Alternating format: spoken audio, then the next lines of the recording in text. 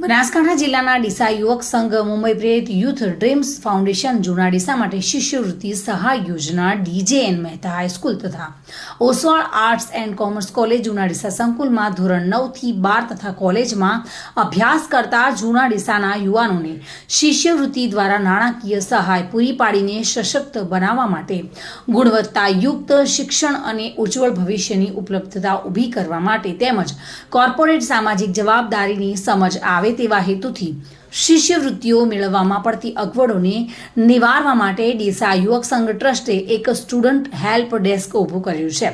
High school તથા કોલેજોના મહત્તમ બાળકોને શિષ્યવૃત્તિ ઝડપથી પહોંચે તે હેતુથી મેનેજમેન્ટે મુંબઈથી પ્રોગ્રામ એસોસિએટ તરીકે સપના ગોયલ તથા સ્કોલર સાથી ગૌરવ કુમારની નિયુક્તિ કરી છે, જેઓ સતત કાર્યરત રહી આધાર કાર્ડનો બેંક સાથે લિંક, રેશન કાર્ડ, KYC તથા અન્ય નાની મોટી ભૂલોને દૂર કરવા સતત પ્રયત્નશીલ રહે છે. ટ્રસ્ટ પોતે તો સહાય કરે જ છે, પરંતુ સાથે સાથે વિવિધ સરકારની કે અર્ધ સરકારી કે NGO તરફથી મળતી શિષ્યવૃત્તિઓ ઝડપથી વિદ્યાર્થીઓ સુધી પહોંચે તે માટે પ્રયત્નશીલ છે. આજુબાજુના વિસ્તારમાં લોકમુખે તથા જૂના ડીસા ગ્રામજનો દ્વારા ખૂબ જ પ્રશંસા થઈ રહી છે.